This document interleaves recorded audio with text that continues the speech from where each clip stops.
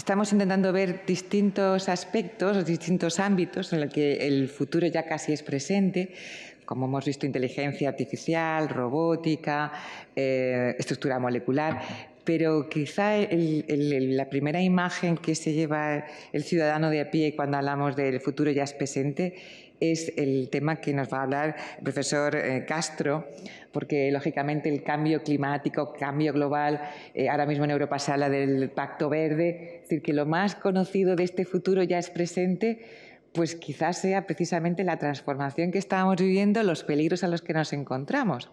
Entonces, nuestro siguiente ponente es el profesor Ermelindo Castro Nogueira, es doctor en Ciencias Biológicas, profesor de Ecología en la Universidad de Almería, es coordinador actualmente de la titulación de Ciencias Ambientales, ha sido director provincial de la Agencia de Medio Ambiente entre los años 85 y 94, también ha sido director general de la Red de Espacios Naturales Protegidos de Andalucía entre el año 2000 y 2004, presidente de la Fundación del Centro de Nuevas Tecnologías del Agua desde el año 2004 al 2008, coordinador también de la Comisión Científica Doñana 2005, presidente de Europark España entre el año 2008 y 2013, director general del Instituto del Agua de Andalucía entre el año 2004 y 2008 y actualmente es director del Centro Andaluz de Evaluación y Seguimiento del Cambio Global de la UAL. Es coautor de una veintena de libros sobre medio ambiente y autor de numerosos artículos en revistas especializadas. Pues está larguísimo su currículum, profesor, o sea que si le parece lo voy a resumir así porque si no nos daría tiempo a ocupar todo lo que nos queda.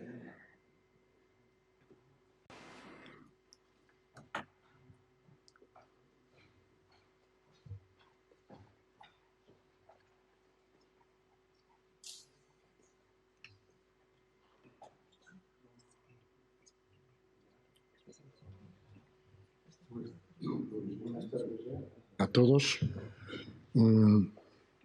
Yo voy a hablar de dos proyectos de transferencia europeos, dos LIFE, que estamos desarrollando en el centro del cual soy responsable. Se llama Centro de Evaluación y Seguimiento del Cambio Global. Estos dos proyectos, uno se denomina Green Link y otro se denomina Dactamed.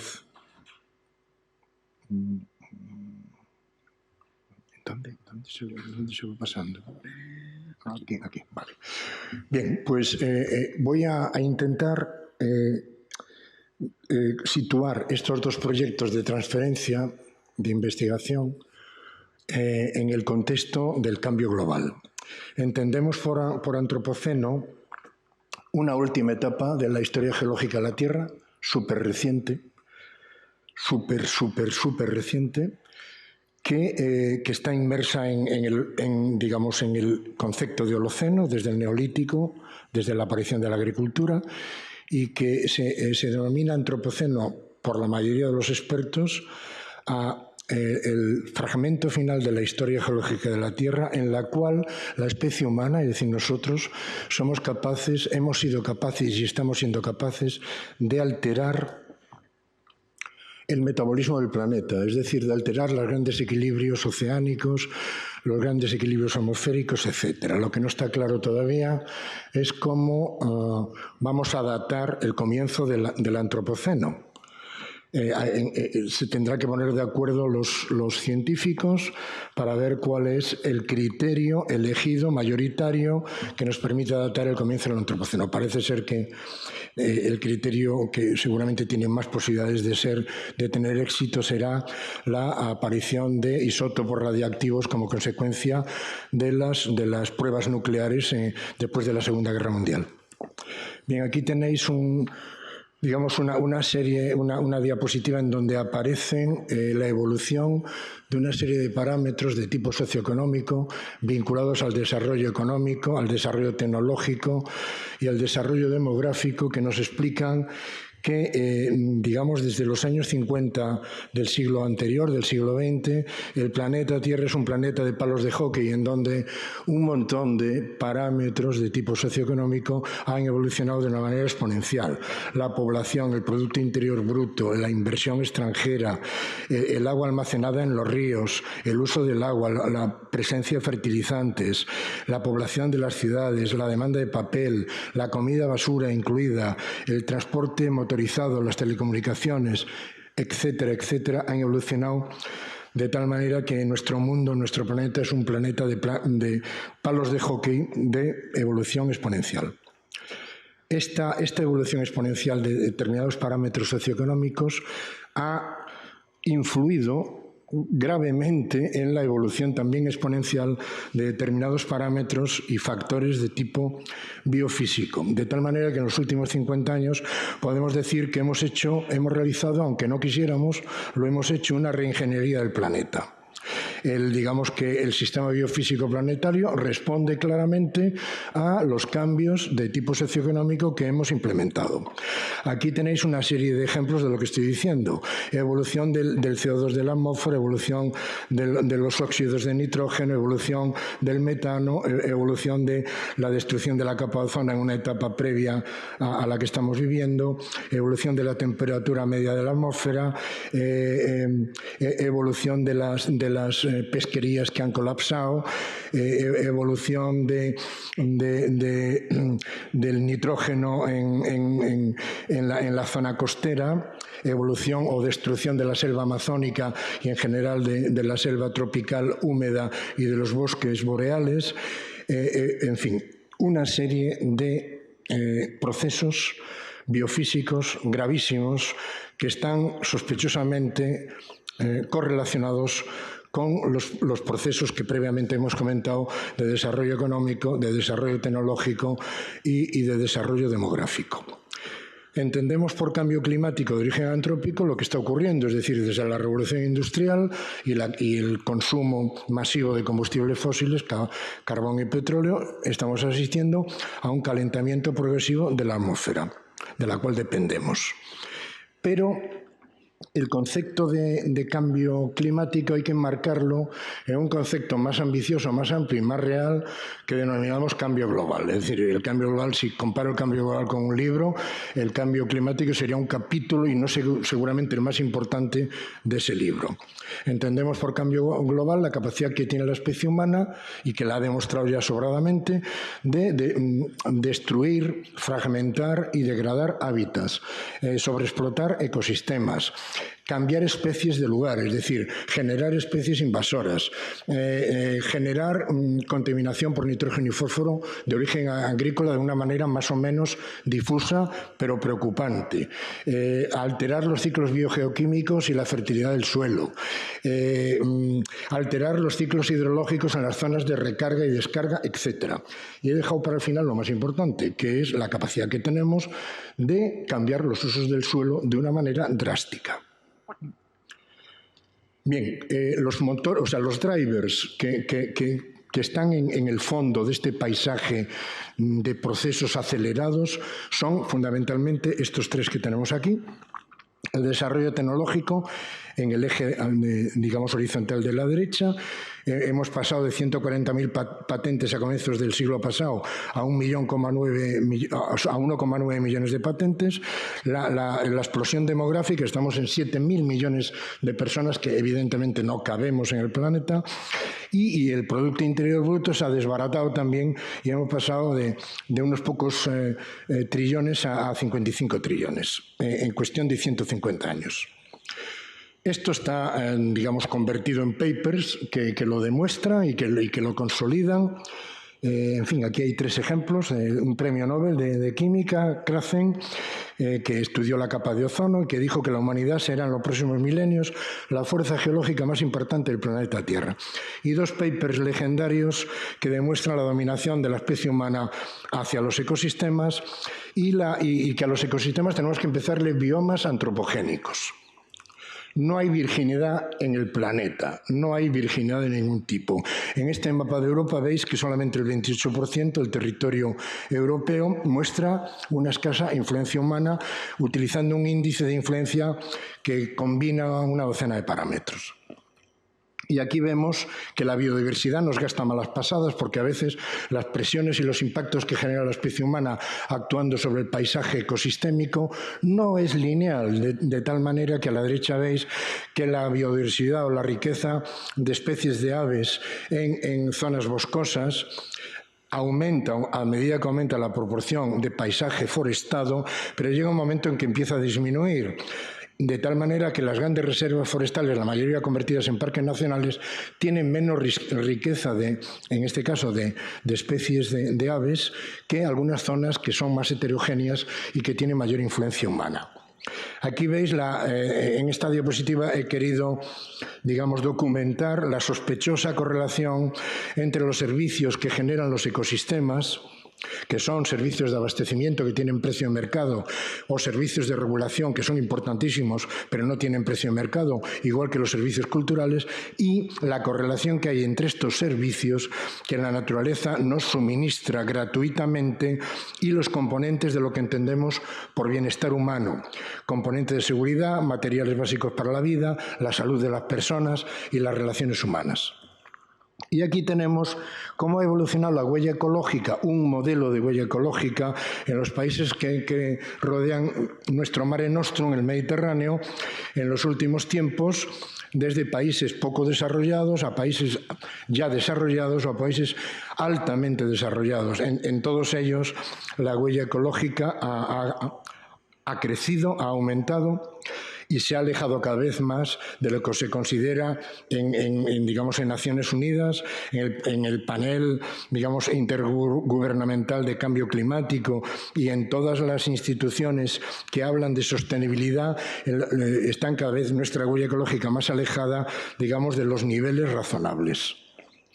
Esto nos obliga a emplear un lenguaje nuevo y así hablamos de capacidad de adaptación de los ecosistemas, de servicios ecosistémicos, digamos, de la administración de los ecosistemas, de la sostenibilidad, de la vulnerabilidad, etcétera, etcétera. Almería es privilegiado a este nivel porque tenemos un paisaje con 32.000 hectáreas de invernadero que es uno de los fenómenos planetarios más espectaculares de cambio de uso del territorio, que además lo ven los astronautas y lo han documentado desde los satélites, los satélites tripulados. Es espectacular este cambio de paisaje en apenas 30 años. Y aquí tenéis que en el corazón de ese paisaje cambiante hay además una paradoja igual de espectacular, que es la balsa del Sapo, en el corazón del poniente, en donde, en fin, el agua de retorno del acuífero superior ha ocupado dos grandes socavones que se hicieron en su momento, hace 30 años, para poder hacer la subbase de las 20.000 hectáreas de invernaderos que hay ocupando esa franja de la provincia de Almería, que llamamos la comarca de Poniente, y como consecuencia esos dos grandes socavones se han convertido pues, en una laguna que alberga una gran diversidad biológica para colmo, pero que genera alarma social porque no hay quien controle el agua de retorno del acuífero superior que extraemos del acuífero inferior. Es decir, hemos generado una paradoja que ya la hemos publicado hace años y que nadie entiende y que es tan espectacular como el cambio de uso del suelo. Bien, esto lo quería contar porque esto es lo que explica lo que viene a continuación, que son dos modestos proyectos LIFE que nos quedan en uno un año para terminar y en otro 2 años, y que se enmarcan, se incardinan justamente en este paisaje que se puede digamos, delimitar con unas palabras clave que son capital natural, capital humano, capital social, servicios ecosistémicos, sostenibilidad. En este paisaje que se pronuncia con muy poquitas palabras, es en donde están estos dos proyectos. Uno se llama Green Link, los tenemos en dos espacios protegidos almerienses. El primero está en el Parque Natural de la Sierra María Los Vélez, en donde y el segundo está en Cabo de Gata.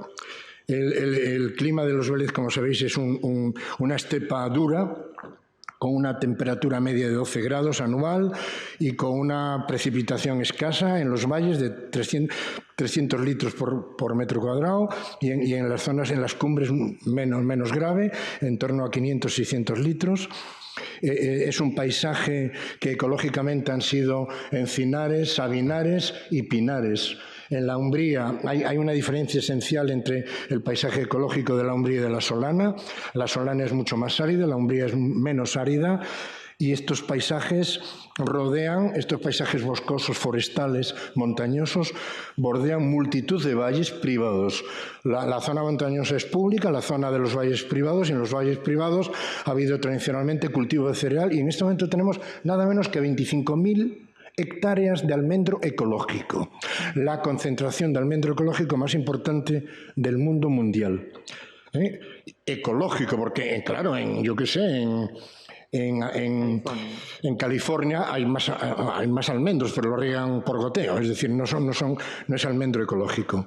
Entonces, nosotros lo que hemos hecho es un seminario al comienzo del proyecto, hace 4 años, para ver cuáles eran las variedades de almendro que se podían adaptar al cambio climático y evitar pequeños dramas que hay todas las primaveras. Estas variedades, que en un seminario que hicimos con los expertos locales, bueno, hemos tenido en cuenta siempre a los expertos locales, a tope. Hemos intentado hacer conocimiento compartido entre el conocimiento científico y la sabiduría local. Y esto yo creo que es lo que hay que hacer siempre, y ya no digamos en los proyectos de transferencia de conocimiento.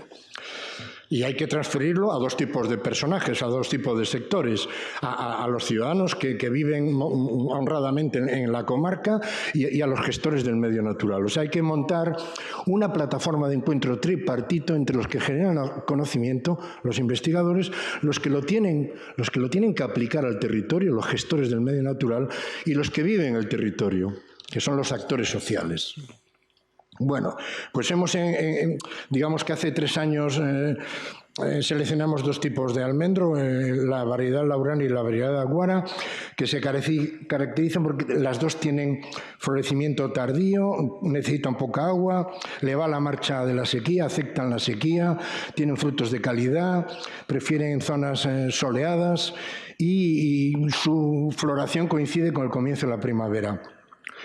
Y el objetivo principal de este proyecto es constatar las supuestas virtudes del cucún. El cucún nosotros tenemos 6 socios que son centros de investigación, 1 en Grecia, 1 en Italia y 4 en España, de los cuales 1 en Canarias, 1 en Cataluña, 1 en Valencia y 1 en Almería. En total somos 6 socios con una empresa holandesa que ha generado una patente, que la tenéis aquí en plan naif dibujada, le llamamos cucún. Cucún significa capullo. Y el cucún es un repositorio biodegradable que almacena 25 litros de agua y micorrizas, y que supuestamente debe contribuir a que la germinación o el crecimiento de los plantones en los momentos iniciales sea llevadero durante al menos de 6 meses a 1 año. Bien, el cucún en el primer año fracasó gravemente y lo hemos criticado y lo hemos intentado mejorar, y lo hemos mejorado bastante. En fin, no voy a entrar en detalles. Nosotros lo que hicimos en el Parque Natural de la Sierra María fue plantar, por un lado, 1.500 plantones de las 2 variedades de almendro, 900 plantones de romero y 700 plantones de tamaris gallica, es decir, de los tarajes que hay en la Rambla, que cruza el predio, o sea, que cruza la finca en donde trabajamos. Bien, al final se ha, digamos, podido comprobar que los plantones que han tenido cucún han tenido una supervivencia muy superior a los plantones que no tenían cucún, sobre todo con los nuevos cucunes, porque ya he dicho que ha habido una fase, un primer año, en donde el cucún tuvo muchísimos problemas, lo criticamos y le obligamos a la empresa holandesa, que tiene la patente, a mejorar. Hemos eliminado mechas que comunicaban los 25 litros de agua con la raíz de los seedlings, de los plantones, hemos aumentado la porosidad y hemos aumentado la resistencia del cucún, la tapa para que no se colapse, etc., etc. Bien, esto no lo voy a contar, o sea, la degradación del cucún la tengo ahí, digamos, convertida en una gráfica y cómo la hemos mejorado. Hemos aprendido algunas lecciones porque no teníamos capacidad, los almendritos tan cercanos unos de otros que no éramos capaces de GParlos, ¿no? De GPSearlos. Y hemos estado perdiendo etiquetas de plástico y de otros productos durante 2 años hasta que hemos adquirido un GPS que nos permite hacer un control periódico. Un control periódico de una docena de parámetros aéreos, una media docena de parámetros subterráneos y posteriormente y al final del proyecto otra serie de parámetros que tienen que ver fundamentalmente con el secuestro de carbono de las raíces y del vigor de los tallos. Y además, en nuestro caso, ¿cuánto me queda más o menos? Pues todavía hay 10 minutos. Sí, yo creo que... Bien, en nuestro caso, cada uno de los socios, que somos 6, más en la empresa holandesa, cada uno de los socios tenía, además de hacer todos el seguimiento en cada lugar de determinadas especies de arbustos o de árboles, para ver si el cucún funciona o no funciona. Además, cada socio tenía otra responsabilidad. Nuestra responsabilidad, que les gustó mucho a todos los demás, pero que le ha costado mucho trabajo llevarla a cabo, era analizar la percepción social del paisaje iniciático, justo, digamos, comparado con el paisaje final, para ver cómo la gente percibe colectivamente el cambio de paisaje en cuanto a los servicios ecosistémicos que generaba el paisaje inicial frente a los servicios que genera el paisaje final. Con lo cual, hemos establecido primero qué stakeholders tenemos que capturar a lazo. En nuestro caso, los stakeholders han sido, pues yo qué sé, pastores, cazadores, agricultores, promotores turísticos, profesores de formación profesional, forestal, etc., etc. Primero hemos identificado a nuestros interlocutores, después les hemos planteado una serie de servicios ecosistémicos de abastecimiento, de regulación y culturales para que aprendieran a reconocerlos, y después le hemos dicho que cuáles de esos servicios identificaban y cuáles tenían una repercusión económica o repercusión social o ambas repercusiones. Estos son los cartelitos que usamos para hacer las encuestas, las entrevistas. Estos son algunos de los servicios ecosistémicos que hemos identificado y le hemos planteado a las personas de la comarca: fertilidad del suelo, control de la erosión, secuestro de carbono, polinización, valores estéticos, valores de tipo identidad local, etc.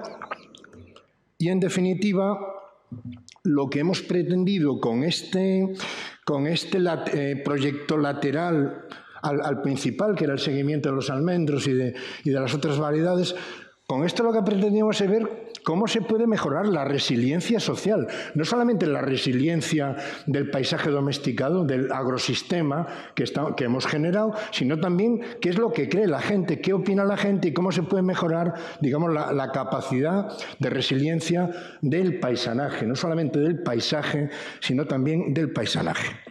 Y, por supuesto, lo hemos comentado, solo hemos contado... Uy, perdón, no sé qué ha pasado aquí, lo siento. No. Entonces, para ir hacia atrás, no, es este, ¿no? Vale, perdonar. Rápidamente. Lo hemos comentado y hemos intentado publicar lo que hemos podido, etc. Este es el segundo live, se llama Adactamed. Son los 2 parques nacionales andaluces, Doñana, Sierra Nevada, y el Parque Natural de Cabo de Gata, que aunque no es parque nacional, es como si lo fuera, ¿eh? Tiene el mismo morbo que Doñana, ¿eh? O más. Esos 3 parques, lo que pretendemos en este segundo live es transferir a los gestores de estos parques ciertos conocimientos que le permitan hacer una mejor gestión de los ecosistemas más vulnerables de los 3 parques. Aquí tenéis los 3 parques, los ecosistemas vulnerables. En el caso de Cabo de Gata, uno de ellos, el más vulnerable, es el Azufaifar de Torre García, pero en Sierra Nevada son los endemismos que están en los cielos, los sabinares rastreros de alta montaña, el robledal de Cañar o algunos tipos de pinares. Y en Doñana son los pinares que forman los corrales entre las dunas del ecosistema eólico litoral. Bien, el modelo conceptual que intenta explicar qué es lo que se pretende en el objetivo de este live, de este proyecto, es que las funciones ecosistémicas, por ejemplo, la producción primaria bruta o neta, genera algunos servicios tipo secuestro de carbono que a su vez generan beneficios para la humanidad, para los ciudadanos, que en el caso que estoy comentando sería el contribuir a paliar o a mitigar el cambio climático. Este es el paisaje conceptual de fondo. Bien, las acciones son acciones preparatorias, como en todos los live, acciones centrales, acciones de seguimiento y acciones de divulgación. Nosotros, digamos, el ecosistema vulnerable que hemos elegido en Cabo de Gata es el Azufaifar de Torre García, que no lo conoce nadie, ni siquiera la Virgen del Mar, que está allí pegada a ellos, que queremos que lo conozca la Virgen del Mar, porque nos da mucha pena que los romeros de la Virgen del Mar, que hacen una romería única en el mundo mundial, que es en enero, de aquí a nada, pues que no sean conscientes de que el Azufaifar es un ecosistema de altísimo valor ecológico en Europa. Es un trocito de África en Europa. Bueno, pues aquí, paralelamente al desarrollo de este live, se ha hecho una tesis doctoral que ha descubierto, que ha confirmado que el Azufaifar es freatófito, es decir, depende del agua subterránea, que la mayor parte de la distribución de los azufaifos norteafricanos en la zona de Torre García tiene que ver con fallas que explican la facilidad de captar aguas subterráneas y que la competencia que tiene el Azufaifar son los invernaderos del Campo Níjar. Claro. Que compiten con el freático, es decir, el Azufaifar está rodeado de un paisaje de invernaderos para colmo de la nueva generación, que da gusto verlos, pero que siguen todavía en algunos casos extrayendo agua subterránea en vez de convertir el agua de nuestro cuarto de baño a nivel terciario en agua para fabricar tomate RAF. Entonces ahí tenemos un ejemplo magnífico de lo que entendemos por cambio global. Cómo conseguir que los empresarios de los invernaderos que rodean el Azufaifar no solamente no compitan con los azufaifos, sino que presuman de estar contribuyendo a salvar un paisaje en donde los reyes católicos estuvieron cazando jabalíes hace 500 años. Bien, estas son algunos de los servicios ecosistémicos que genera el Azufaifar, que tenemos que divulgarlos para que la gente lo sepa. Por ejemplo, son repositorios gratuitos de entomofauna que contribuye a salvaguardar a las plagas de los invernaderos. Y, por ejemplo, son indicadores de la buena o mala gestión del acuífero, de la buena o mala salud ambiental del acuífero. Luchan contra la erosión, y el azufaifo, que es de hoja caediza, de hoja caduca, durante el invierno y durante el verano alberga 2 docenas de especies vegetales que viven gracias a esa madre, a ese albergue, a esa matriz que representa el azufaifo, y genera un microclima en el cual pueden vivir a esas 2 docenas de especies vegetales. Bueno, hemos hecho otra cosa importante, que era eliminar parte de las especies mexicanas de ágaves que ponen en peligro el futuro del azufaifo. Y hemos utilizado algunas herramientas porque sabemos que la diversidad funcional de los ecosistemas se puede detectar mediante herramientas de sensores multiespectrales que portan los satélites y que nos permiten conocer en cada momento del ciclo anual determinadas funciones ecosistémicas del paisaje vegetal. En este caso, pues, algunos índices espectrales que nos permiten conocer, digamos, la producción primaria neta de los ecosistemas. En el caso de Doñana, y ya voy terminando, en el caso de Doñana, Cabo de Gata y y Sierra Nevada, lo que se pretende es que, digamos, las imágenes, los mapas espectrales que se derivan de los sensores multiespectrales nos permitan, digamos, saber, conocer cómo cambia a lo largo del tiempo las funciones ecosistémicas que tienen que ver con la ganancia de carbono, es decir, con la producción primaria, con el agua, con la humedad del suelo y con la temperatura del suelo. Y esto de tal manera que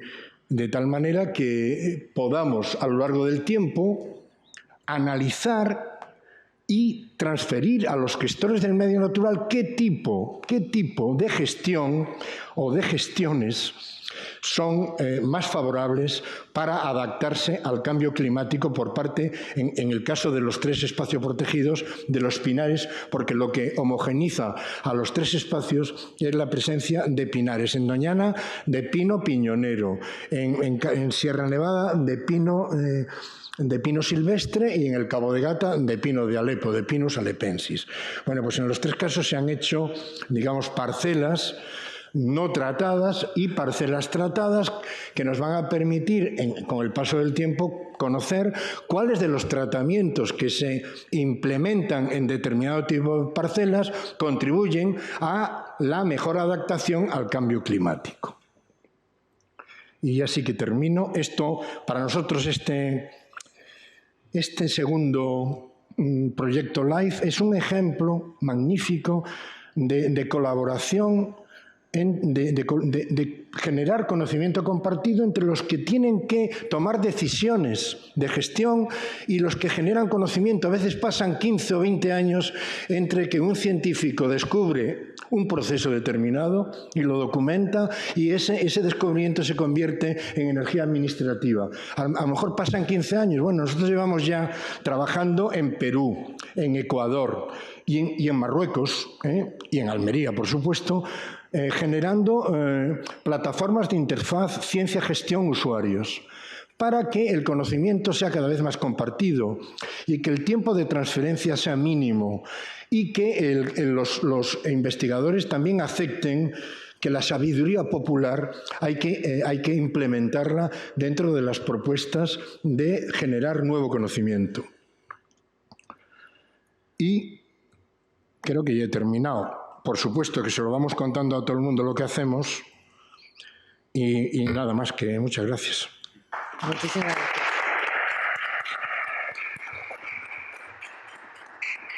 Sí, tienen bastante similitud estas 2 ponencias, porque en ambos casos es compartir conocimiento, es decir, informar a la población y también que la población te informe a ti de sus prioridades. No sabe lo que sabe la población. Mucho.